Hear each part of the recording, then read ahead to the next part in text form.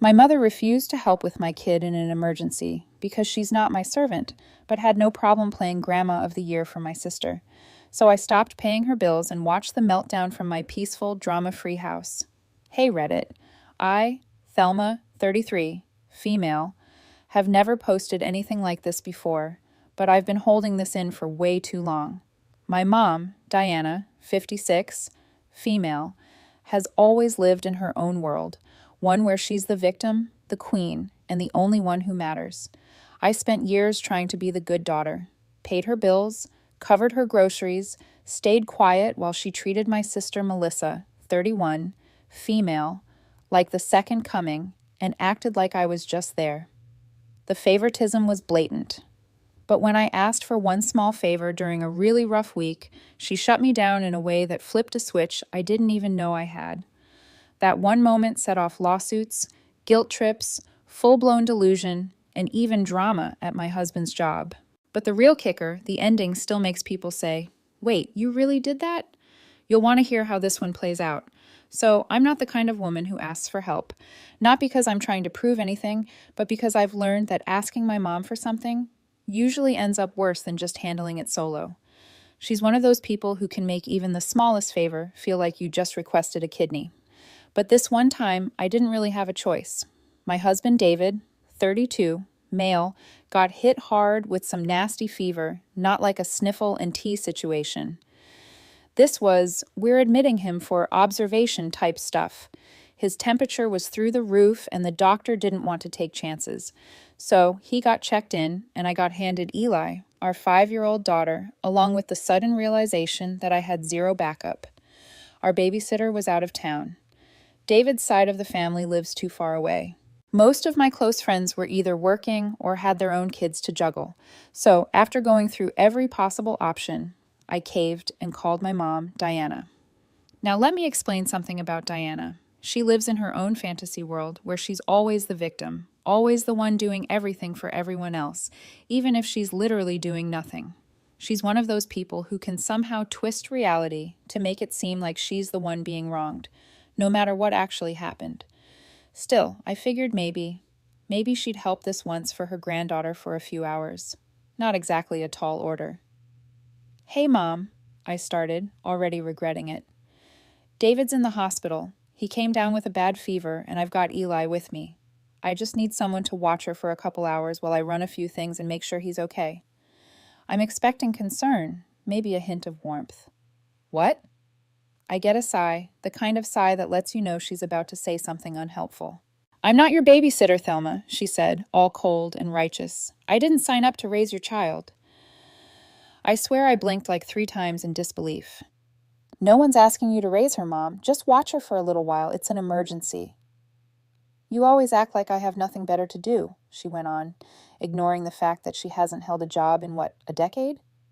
I'm tired of being treated like a servant. Mind you, I hadn't asked her for anything in years. Literally, but apparently asking her to spend time with her granddaughter while her son-in-law is in the hospital counts as some kind of moral offense. Then I hear something, a child's voice laughing in the background.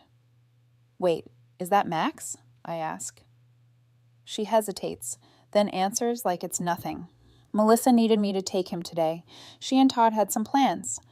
So just to be clear, she was babysitting for my sister, who, by the way, lives 10 minutes away and is married with a husband who works from home. But they get help. Me? I get a guilt trip. "Okay, so let me get this straight," I said, already clenching my jaw. "You're watching Max right now, but you can't help with Eli because what? I'm not pitiful enough?" "Melissa is different," she said, like that explained anything. "She's trying her best. She has responsibilities, right? And I guess I just sit around in a hammock all day while money rains down from the sky." "You do realize I've been paying your rent for 3 years, right?" I said. "Bills, groceries, your phone, your, what was it? Digital photo frame subscription." "Don't throw that in my face, Thelma," she snapped. "That's what children do. They take care of their mothers." "And what do mothers do?" I shot back. Because I thought helping each other out was part of this whole family thing. "I'm not your servant," she repeated. "You always act like I owe you something." I almost laughed. Not because it was funny, but because it was insane. I've been covering this woman's living expenses since I got promoted at work. I never asked for anything in return, not once. Meanwhile, Melissa's biggest accomplishment in the last 5 years was joining a yoga class. Then she drops the final blow. Melissa is my daughter. She needs me. Cool. So I'm just what? The debit card with legs? At that point, Eli tugged my sleeve. She was standing there watching me, confused, maybe a little scared. I looked at her and realized this argument wasn't just annoying. It was pathetic. I was begging someone who clearly didn't see me or my daughter as worth the effort. I ended the call without another word. I took Eli with me, handled it myself. David stayed in the hospital overnight. I brought Eli to the lobby, gave her snacks, let her watch videos on my phone while I talked to the nurses. It was chaos, yeah. But we made it work. And honestly, it felt better than being treated like a beggar in my own family. The thing is, it wasn't just about that day. It was everything building up to it. Years of being the responsible daughter. Years of being expected to carry the weight while Melissa got praised for breathing. I paid Diana's bills. I made sure she had food. And the one time I needed her, truly needed her, she made it crystal clear where I stood. That was the day something in me just shut off. I wasn't angry. I wasn't sad. I was just done. I didn't even feel the urge to rant. There was no speech, no long conversation with David where I poured out everything. He was still in the hospital anyway, trying to fight off a fever that knocked him sideways. He had enough on his plate. So I kept things quiet, cold. I started making lists in my head. First list, all the crap I had done for my mom over the years. Rent, utilities, groceries, monthly extras that always had some vague explanation. One time she said she needed a deposit for medical things. And then I saw her flaunting a new phone case online with rhinestones shaped like a flamingo. I'm not even kidding. The second list, everything I'd ever gotten from her in return. Nothing. Not a thank you, not a warm meal, not even a framed picture of Eli. But you better believe Max's ugly macaroni art was front and center in her living room last time I visited. So, a few days passed. David came home weak, but better. Eli was fine, resilient like most kids. Life started getting back into rhythm. Then came the phone call. It was Sunday morning, right after I sat down with coffee and some peace for the first time all week. My phone buzzed. Mom, incoming call. I stared at it. My first instinct was to mute it and walk away. But a part of me wanted to hear what she'd say. Would she ask how David was doing? How Eli handled everything? I answered. Thelma, she said, skipping right past the greeting. You know it's almost the end of the month, right? Just straight into it like clockwork. I need you to send over the usual. Rent's due Wednesday, and I'm running low on groceries. I also need that refill for the card. For gas and laundry. I sat there in silence for a second, sipping my coffee, not even blinking. Yeah, that's not happening anymore, I said. Dead silence on the line. Then the voice changed. That fake sweetness that she tries when she senses something slipping. What do you mean? You're just stressed, sweetie. I understand. It's been a tough week. No, I'm serious, I said, calm and clear. I'm not sending you another dime. Not this month, not next month, not ever again. There was a pause. Then she laughed. Not a normal laugh. One of those annoyed, you must be joking kind of chuckles. Thelma, don't be ridiculous. I'm your mother. And I'm a wife and a mom and someone who's been bankrolling your lifestyle for 3 straight years while getting treated like garbage in return. She gasped like I just insulted the Pope. You think raising you was free? Do you know what I sacrificed for you? Oh, the greatest hits album was coming out now. I let her play it. You were a sick baby, Thelma. You cried all the time. I stayed up for nights. I gave up everything for you, and now you want to abandon me. You mean the same way you bailed on Eli when David was in the hospital? The same way you're sitting there playing Grandma of the Year for Melissa's kid while treating mine like an afterthought? Her tone dropped. Melissa's situation is different. You have a family. You have income, and I have bills, a mortgage, childcare. You think I'm just rolling in it? You said I make more than Melissa's husband. Cool. Let him pay your rent. Then came the yelling. You are being so ungrateful. I carried you inside me. I wiped your nose. I gave you life." "Yeah," I said. "And I repaid you with 3 years of direct deposits. That chapter's over." I could practically hear her pacing. I'd seen this routine before. The building rage, the manipulation, the switch flip from guilt to anger to full-blown drama. "You're going to regret this, Thelma. Mark my words. Melissa would never treat me this way." "Good. Then she can be the one to keep your lights on." She hung up. No dramatic exit, no tears, just a pissed-off slam of a phone call ending. I sat back, finished my coffee, and felt something I hadn't felt in a long time. Relief, like stepping out of a stuffy room and finally catching fresh air. David came into the kitchen a few minutes later, wrapped in his robe, moving slowly, but looking better. He could tell by my face something had happened. "She called?" he asked. I nodded. "Wanted her monthly stipend." David raised an eyebrow. "And?" "I told her the Bank of Thelma is closed." He didn't say anything at first, just walked over, kissed me on the cheek, and grabbed a slice of toast. That was his way of saying finally. I didn't think that would be the end of it. With my mom, it's never that simple. But something had shifted. I wasn't the desperate to please daughter anymore. I wasn't going to get yelled into guilt trips or emotionally blackmailed by someone who made me feel like a walking debit card.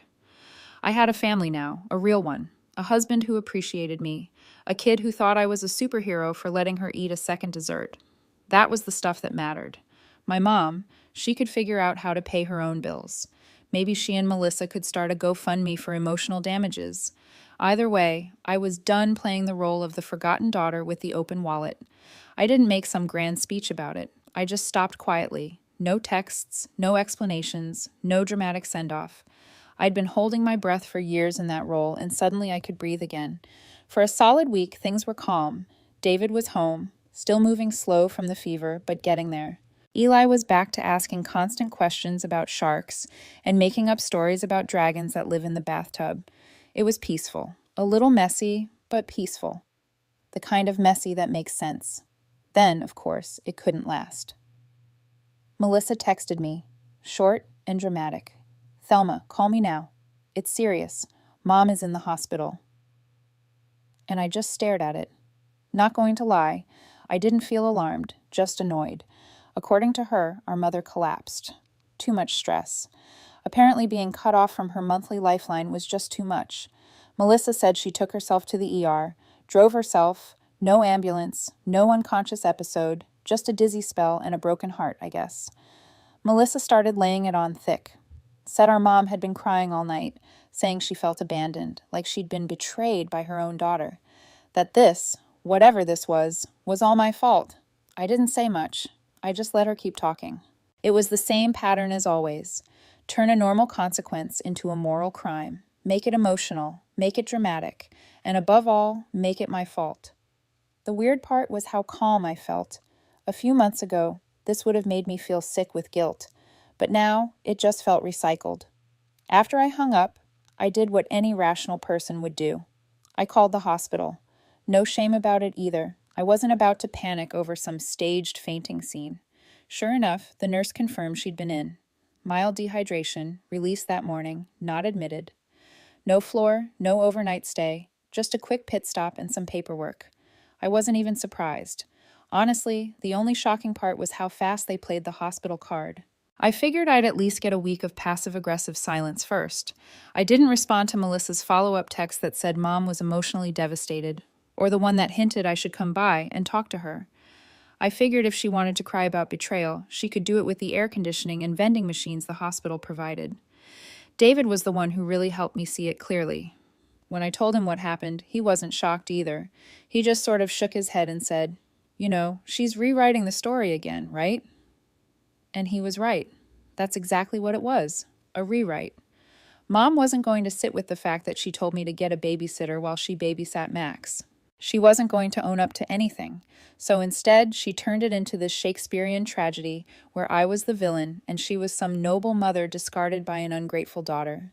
I remembered so many moments over the years that looked just like this one. Birthdays where she skipped Eli's party because she was too tired, but then posted selfies at Melissa's house an hour later. Family dinners where she'd spend the whole time praising Melissa for trying so hard, while I got told I looked tired and should smile more. This wasn't a new behavior. It was just the first time I didn't respond the way she wanted. No guilt, no check, no visit, just silence. And it felt good. That weekend, Melissa kept sending updates I never asked for. Stuff like, "Mom still hasn't eaten much and she's trying to stay strong." I didn't reply to any of it, not because I was being mean, but because I had nothing left to give. I spent that Saturday building a giant cardboard spaceship with Eli in the living room. She asked me if it could fly to Grandma's house. I said it couldn't. She asked why. I said the batteries only worked for people who actually wanted to see us. She laughed like it was a joke. I just smiled and handed her another marker. The guilt that used to live in my chest like some squatter's pet, gone, replaced by a quiet kind of peace. Sunday night, I got a notification from Facebook. Diana had posted some cryptic passive-aggressive status. Some people only love you when you're useful to them. But I forgive. I always forgive because that's what real mothers do. 32 likes, mostly from distant relatives and old church friends. I didn't engage. I didn't even roll my eyes. I just turned off notifications for her posts. It wasn't worth my time anymore. That's the part people don't tell you about setting boundaries. It's not just some angry fight or a dramatic moment. Sometimes it's just choosing silence, choosing not to respond, choosing to build a cardboard spaceship instead of walking back into someone else's drama. The silence from Melissa and Diana held for about 3 days after that. Not a peep. I figured maybe they'd moved on to sulking in group chats or gossiping with the cousins who only remember I exist when someone's in the hospital or dead. But then came Thursday. David was back at work by then. Still not 100%, but stable. His job's pretty chill. Admin role at a clinic, front office stuff, phones, forms, scheduling, quiet space, clean, professional environment. You'd expect a certain level of decency from anyone who walks through the doors. Too bad decency isn't something Diana packs in her purse. I got a text from David around noon. Just 3 words. "She's here. Unreal." Followed by a second. "Don't come yet." The fact that he said yet was enough to make me throw on shoes and grab the keys. By the time I got there, David was already standing outside the building. Calm, arms crossed, still in his scrubs. And just a few feet away, Diana was being escorted out by a security guard. Still muttering under her breath, still clutching that peeling gold purse like it was full of dignity she didn't earn. I pulled up, parked halfway over a line like a lunatic, and stepped out. David just pointed at the front doors. She showed up like it was a normal visit, smiled at the receptionist, asked to speak to me, said it was urgent. Diana wasn't subtle. She walked in there like she was the one doing David a favor, all warm voice and fake concern. People in the waiting room actually smiled at her. She always knew how to play friendly when she needed an audience. David continued explaining, and I just stood there trying not to grind my teeth. She waited until they were in the break room and no one else was around. Then it flipped, totally unhinged. David didn't interrupt. He let her finish. She told him I ruined her. "What?" he asked. She said, and I quote, "Thelma poisoned my heart. She's the reason I've turned against you. She's been brainwashing me since the day we got married." I couldn't even process it at first when David told me. It was such a load of psychotic nonsense that my brain needed a second to translate it. David wasn't even mad. He looked more tired than anything, just irritated. She had told him I robbed her of her motherhood, that I had been a good daughter until he got in the way. She even said I lured him in with pity because I knew he was too kind to leave a sick man alone. His jaw tightened. He told me later he had no clue what that even meant. He'd had the flu when we first met. That was her sick man story, apparently. Then she called me controlling. Said I kept him from helping her. Said I turned him into a cold, heartless husband. David said he was shaking his head, trying not to laugh. "What did you say?" I asked him. He shrugged. I told her this wasn't the 1800s and that I make my own choices. Then I told her to leave the clinic immediately or I'd call security. Apparently, that set Diana off. She started raising her voice, not full-on screaming, but enough for people in the hallway to hear. She started talking about how she'd sacrificed everything to raise me, how some women marry good men just to break them. One of the nurses stepped in, tried to calm her down. Diana turned on her too, called her a nosy brat. That's when the front desk called security. She left before they arrived, David told me. Stormed out, calling you a snake. A snake. That was a new one. David took a deep breath, looked at me like he was finally letting himself exhale. I didn't want to tell you right away, he said, but I knew she'd spin it her way somehow, so I figured I'd better get ahead of it. I nodded. Thanks for handling it. I didn't do anything special, he replied. I just didn't let her pull me into her insanity. I offered to drive him home. He insisted on finishing his shift. He wasn't going to let Diana ruin his day. Back at home, I kept thinking about the whole thing. How Diana had fully convinced herself that David was some evil mastermind, like I was just a brainless idiot following orders. It was laughable, but also sad, like watching someone self-destruct with the same fire they expect everyone else to put out for them. Around dinner time, David finally got home. He looked exhausted, but fine. We didn't talk much. Eli was too busy pretending her spaghetti was a monster. The next morning, Melissa sent me a text. It was long, full of passive digs. I heard Mom tried to visit David. She was trying to make peace. You two didn't have to embarrass her like that. Make peace. She went to David's workplace to rant about mind control. That's not peace. That's just delusion with lipstick on it. I didn't answer. Instead, I printed out a timeline of every deposit I had made to Diana over the last 3 years. I stored it in a folder. I added texts, voicemails, screenshots. I wasn't planning on doing anything with them just yet, but the way things were escalating, I figured it was better to be ready. David supported it. He didn't push me either way, but he said if she's this bold, she might try something worse. And he was right, because Diana wasn't done. She thought she could guilt me, fail, then drag David into it, fail again, and still keep pushing. And that told me something important. She wasn't just entitled, she was dangerous. And I wasn't going to let her anywhere near my husband or my kid again. After the stunt she pulled at David's work, I knew Diana wasn't just being dramatic. She was spiraling. It's like she couldn't handle not being in control of the narrative anymore. She was used to playing victim and being believed without question. That stopped working, and now she was looking for whatever scraps of leverage she could still grab onto. At this point, I had blocked her number. I wasn't doing it out of spite. I just didn't want to give her the option to reach me and blow up my day. Melissa tried to play the in-between, but I ignored most of her messages too. I didn't need a translator for delusion. That was the week the envelope showed up. No name on the front, just my address typed.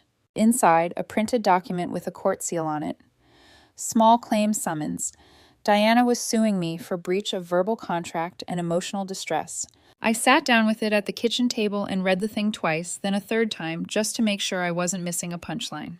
She actually wrote on paper that I had promised lifelong financial support and that suddenly ending payments caused her significant harm, both emotional and economic. David walked in while I was holding the paper like it was radioactive. She finally did it, I said. She took it to court. David read it over. Didn't even flinch. Guess she wants to get laughed out of a courtroom now. Honestly, I wasn't even that stressed. Mostly annoyed, but I figured if she was taking it that far, I'd better be ready. So I pulled out that folder I started building after her work visit. It had everything. Bank transfers, timestamps, texts, even the screenshot of her flamingo phone case she posted the same week she claimed she couldn't afford groceries. I also included the call log showing how I asked her for one favor, watching Eli, and how she said no while actively babysitting Melissa's son. I even had the hospital statement showing her collapse was nothing more than mild dehydration with a vending machine visit. Court day came quick. It wasn't some dramatic trial like on TV. Just a basic small claims hearing in a dull room with folding chairs, and a judge who looked like he'd seen every kind of nonsense the city had to offer. Diana was already there when I walked in. Full black dress, hair curled like she was attending a funeral. She didn't look at me, just sat stiff with a folder of papers on her lap. I wasn't nervous. I didn't even bring a lawyer. Didn't need one. They called our names and we went up. When the judge gave her the floor, Diana launched right into it like she'd been rehearsing this speech in the mirror every night. She told the judge she was an abandoned elderly woman, that her only daughter had promised to support her indefinitely, and that my sudden refusal caused her to suffer. She pulled out highlighted bank statements showing the money I had sent her over the years, like it was proof of a binding agreement. The judge, to his credit, let her finish without a word. He just nodded occasionally, glanced at her paperwork, and waited until she sat down. Then it was my turn. I handed over my folder. I walked him through the timeline. How the payments were never part of a contract, verbal or written. How I supported her out of kindness, not obligation. How the money stopped only after she refused to help when my husband was hospitalized, and she was watching my nephew instead. The judge skimmed the papers, paused on the screenshot of her Facebook post where she was bragging about buying herself a little treat. The same week she told me she couldn't afford bread. Then he turned to Diana. "Ma'am, I see no indication that your daughter entered into any agreement to support you. It appears these were gifts, not payments, in exchange for services." Diana's jaw twitched, but she said, "She always said she would take care of me. She told me I could rely on her, and now she's decided not to." "That's not illegal," the judge replied. "There's no law that says an adult child must financially support a parent."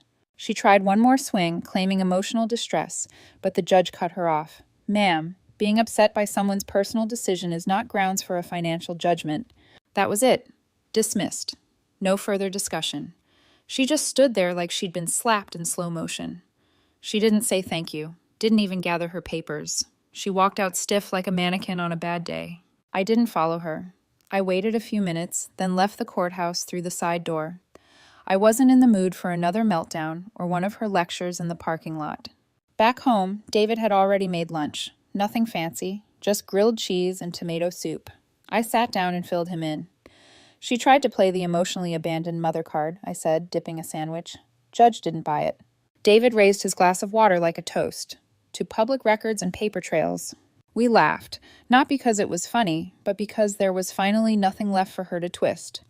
She had taken it to the end of the road and got shut down in front of a real authority figure. Someone who wasn't emotionally manipulated by tears or guilt. It felt final. There were no calls that evening.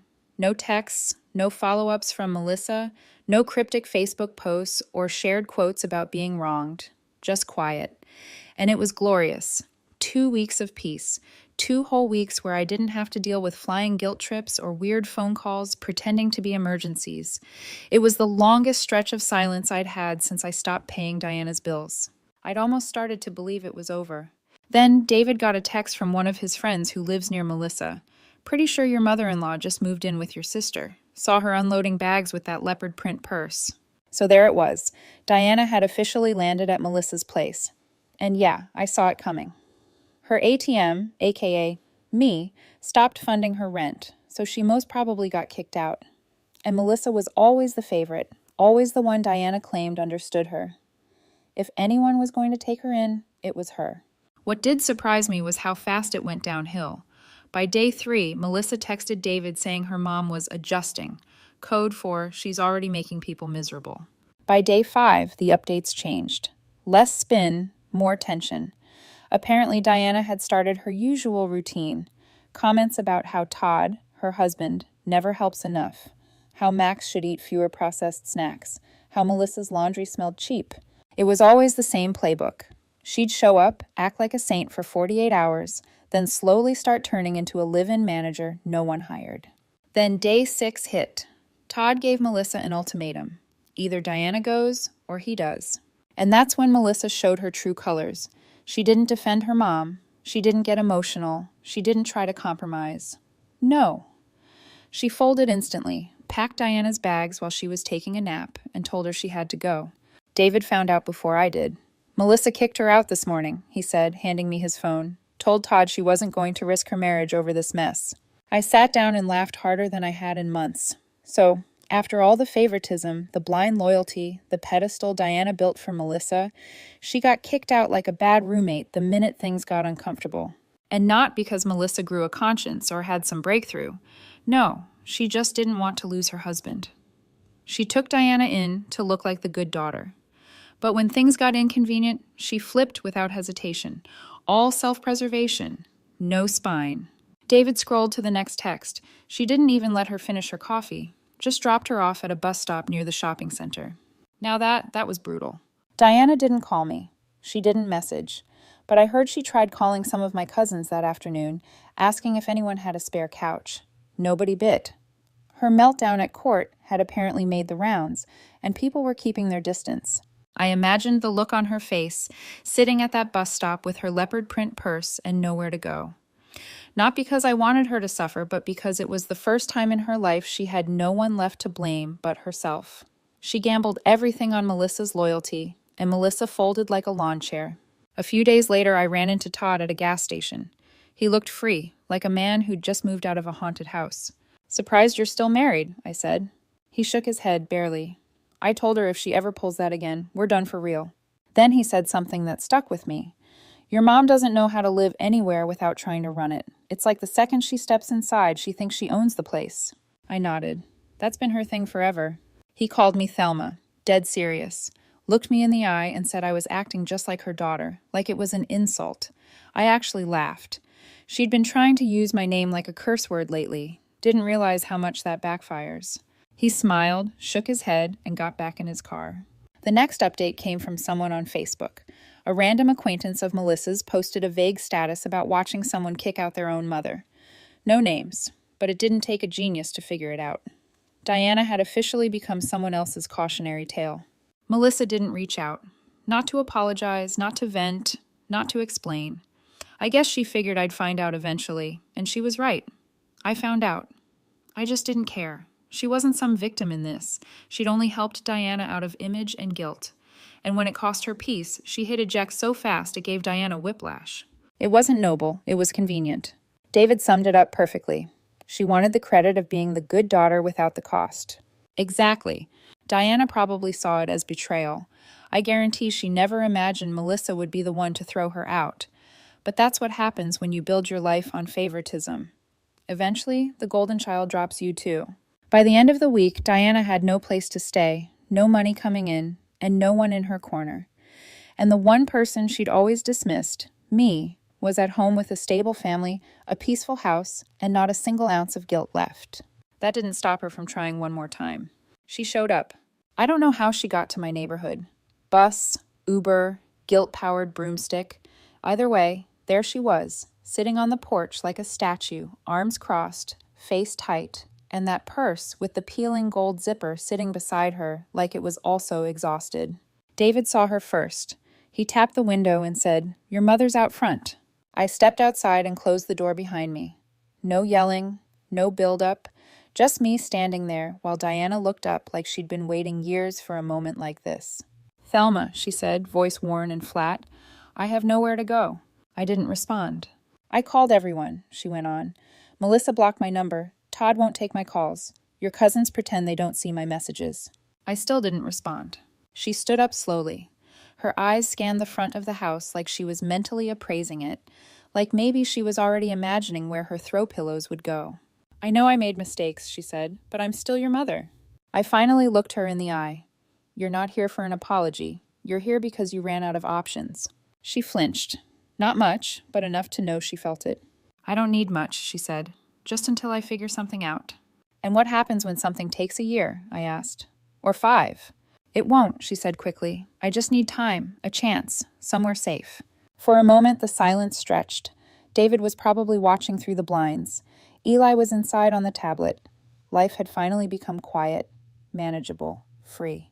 And here stood the woman who'd spent years stomping through my peace with entitlement like it was her birthright. Everything in me wanted to tell her to leave, but I didn't. I stepped aside. "1 week," I said. "No longer." Her eyebrows twitched like she didn't quite believe it. Truth be told, I didn't either. She nodded and picked up her bag.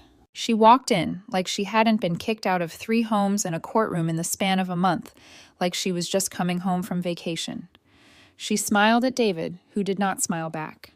She waved at Eli, who ignored her. I didn't explain myself to David that night. I didn't need to. He knew exactly what this was. It wasn't mercy, it was containment. A final, slow-moving crash test that would prove once and for all who this woman really was. Not to me, I already knew, but to herself. Diana had spent her whole life seeing herself as the one who gave, the one who suffered, the one who deserved. She was about to spend a week watching everything she broke from the inside out. Melissa had already tossed her. Todd left without blinking. The cousins went radio silent, and now she was stuck living under the roof of the same daughter she humiliated, sued, and treated like a disposable wallet. For the first time, Diana had no audience left to perform for. No golden child, no backup plan, just the mirror. And yeah, I let her in because watching her squirm under that silence was worth every ounce of discomfort. The first 2 days, she was quiet. Too quiet. She acted like a guest at a hotel. She made her bed, washed her plate after dinner, even complimented the soup David made. It was so out of character it almost made me laugh. By day 3, the cracks started showing.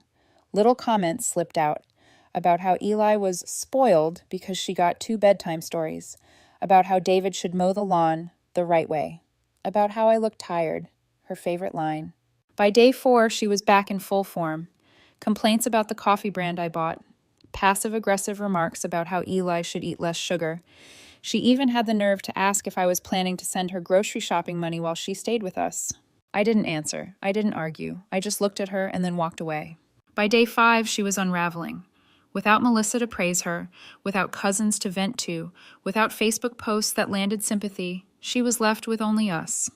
And we didn't play along. David barely spoke to her. Eli ignored her completely, preferring her cardboard spaceships to forced hugs. And me, I gave her nothing. No fight, no guilt, no explanation. Just silence. On the 6th night, she tried one last time. She cornered me in the kitchen while David was putting Eli to bed. "You can't just shut me out like this," she said. "I'm your mother. I made you who you are."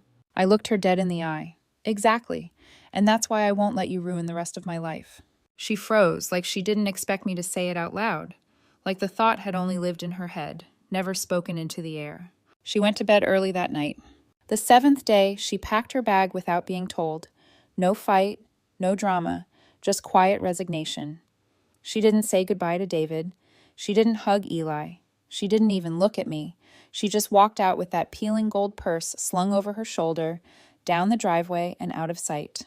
For the first time in decades, I didn't wonder where she was going. I didn't worry if she'd land on her feet. I didn't feel guilty for not running after her. I just closed the door, sat down with David and Eli, and exhaled. The house was ours again. And this time I wasn't giving the key back.